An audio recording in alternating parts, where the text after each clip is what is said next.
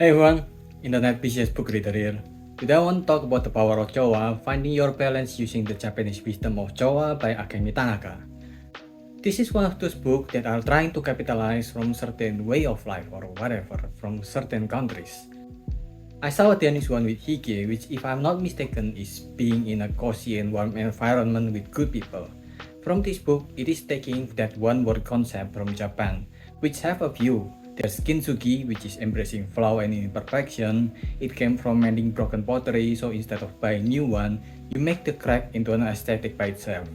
There's ikigai, which is one of the worst non-fiction I've ever read. There's also kitsugai, which roughly means consideration for other people, something simple like don't be noisy so other people are not bothered. Then there's this book topic, Chowa. The book is written by Akemi Tanaka, a Japanese that now lives in London with her British husband. Her name Akemi means bright and beautiful, and her family name Tanaka means in the middle of the rice field. She's done a lot of cultural study tours to Japan and has gone to school and universities there to give presentation about this Chowa, and she's one of the people who founded the charity Aid for Japan that focused on helping earthquake and tsunami victims in Japan during the 2011 tsunami. She's also a practitioner of tea ceremony, which makes the book makes more sense. Now going back to the past a little bit more, before she went to London, she was married to a young doctor in Japan. Here she started thinking about being stuck in the traditional role of woman like cooking, cleaning, etc. When suddenly she got divorced by her husband, and a woman getting divorced in the 1980s Japan made her a social outcast immediately. It was then that she started to seriously practice Chowa. Chowa, which translates to harmony, means the search for balance, and since then she has started to teach this philosophy to others. In the literal sense of the kanji, cho means search, and wa means balance. But cho can also mean to find, to prepare, or in a musical term it can mean to tune up. So cho as a philosophy means a gradual sense of preparing or tuning up yourself to the right note. While wa can also mean peace, to find balance, or an act of softening yourself. And together they mean to search for balance, which is something that we can practice and become better at. I think it's an appropriate philosophy or way of life to come out in Japan, since Japan is a land of yin and twist, where Chinese noodle can become ramen, and Shinto can become a way of life that exists along with Buddhism and Christianity. But while it is an interesting concept, the book did not manage to deliver it that well. The first part, which is about finding your own balance, immediately starts with borrowing from wabi-sabi, which is similar to kintsugi that I mentioned, a philosophy that embraces imperfection. But in the book, wabi-sabi refers more to the aesthetic of imperfection at home, where you make your home more homey for lack of a better word.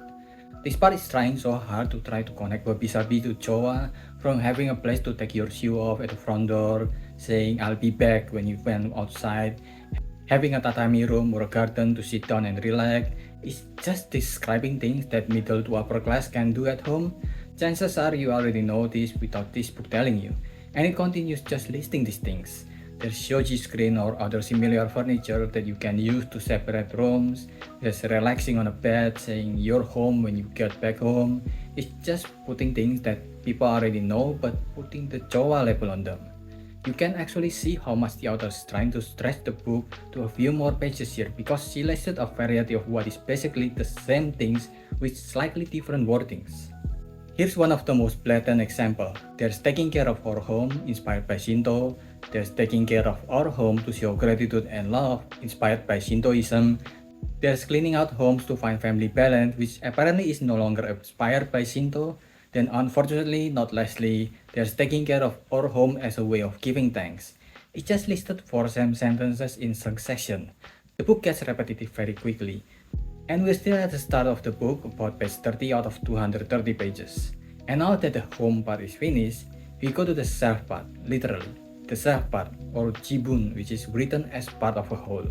Which just means that you need to perform your part well in life, whether as a parent or as a child while balancing responsibilities. It's just more generalities before we move to balancing the books.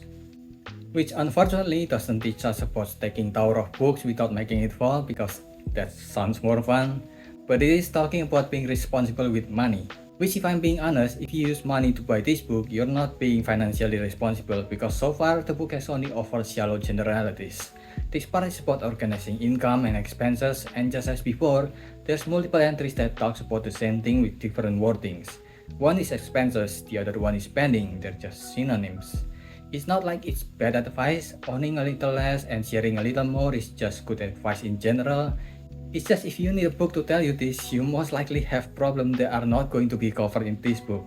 Especially since this part is stuck between chapters about furniture and chapters about fashion style, which is the next one we're going to. Where the author talks about kimono and about layers and style, the book just spends some time talking about doing things that is good for nature and spending less on what's unnecessary. And now it spends time talking about color coordination and to not be boring and wear the same shirt over and over again. Should we save money and be more responsible to nature by not buying too much clothes? Or should I spend more and have more carbon footprints on me? The book is not clear on this. And that's basically the whole first part, repetitive generalities with conflicting messages. Unfortunately for the book, the second part doesn't get that much better. It wants to talk about how we should live in harmony with others, but some of it has already been covered in the first part, like how you should do your part in society and all that. The author, I think, is aware of this, that's why she mentioned this in the book, but being self-aware that you're repeating the content that you have written doesn't make it okay to do, especially since the author has done this multiple times already before this. But the advice given in this second part is at least better than the first part. I want to say it's much better, but almost anything is much better than the first part of the book. It teaches us how to accept the quiet part of the conversation, to not cut off people when they're talking, to not be in a hurry to give advice, and to respond generously when you're talking to people. It's still generalities, but it's much better than telling us to learn how to save money than to buy clothing. It also tells us how to deal with our anger and frustration and actually deal with it instead of just suppressing them. It even talks about the Socratic method of finding truth and about sexism in Japan and making positive change in life. And that's it for the book.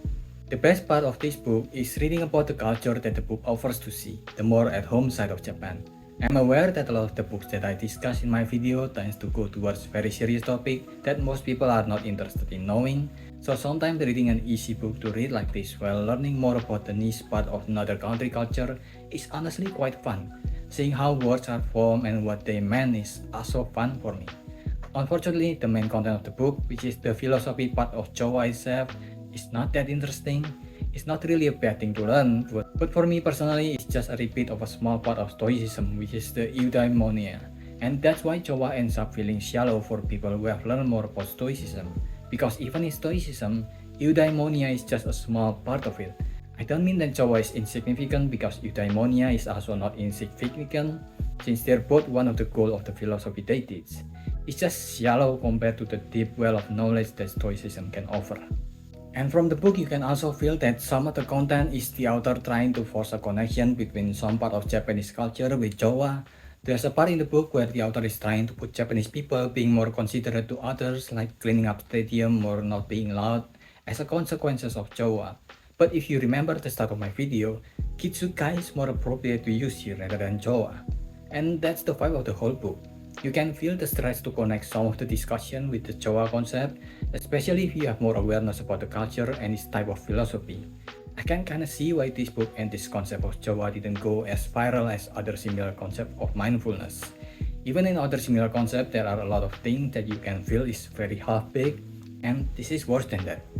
Sometimes while trying to connect things to Chowa, the connection was so stretched you cannot see the line that connect them anymore.